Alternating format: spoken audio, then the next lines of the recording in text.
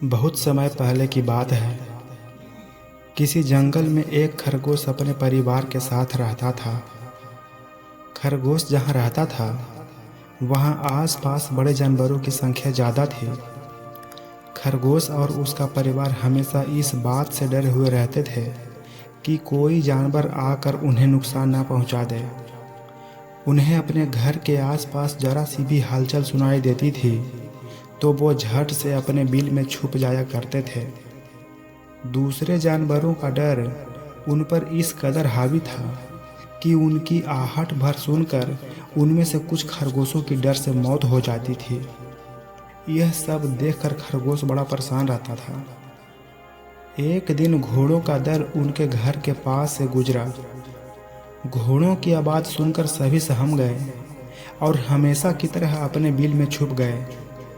डर से पूरा दिन कोई बिल से बाहर खाने की तलाश में भी नहीं गया। अपने परिवार को इस हालत में देखकर खरगोश बेहद दुखी हुआ। उसने भगवान को कोसते हुए कहा कि हे भगवान, आपने हमें इतना कमज़ोर क्यों बनाया है। इस तरह जीने का क्या फ़ायदा जिसमें हर दिन अपनी जान को लेकर डर और भय बना रहता है।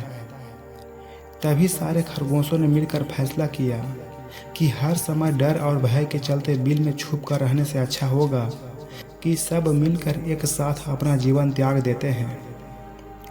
सभी खरगोश इकट्ठे होकर आत्महत्या करने के लिए नदी की ओर निकल गए। नियत समय पर खरगोश और उसका पूरा परिवार नदी के पास पहुँचे। नदी के पास कई सारे चूहों के बिल थे। जब चूहों ने खरगोशों को आते देखा तो वो सभी डर गए और इधर उधर भागने लगे। कुछ चूहे बिल में घुस गए तो कुछ नदी में गिरकर मर गए। चारों तरफ अफरा तफरी का माहौल था। ये पूरा वाकया देखकर खरगोश दंग रह गए। उन्हें इस बात का यकीन नहीं हो रहा था कि उन्हें देखकर भी किसी में दहशत हो सकती है।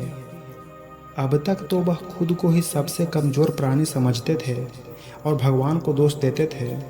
अब खरगोशों की समझ में भी आ गया था कि भगवान ने दुनिया में अलग अलग खासियत के साथ जीव जंतु बनाए हैं।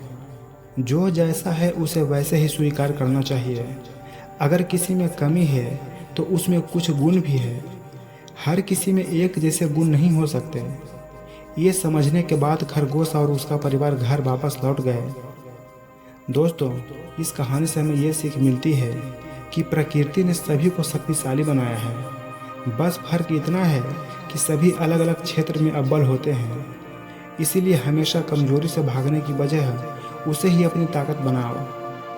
कहानी अच्छी लगी हो तो एक लाइक ज़रूर कर देना और रोज़ाना ऐसे ही कहानी के लिए हमारे चैनल को सब्सक्राइब कर देना। तो चलिए, आज के लिए इतना ही। मिलते हैं अगले वीडियो में। जय हिंद, जय भारत।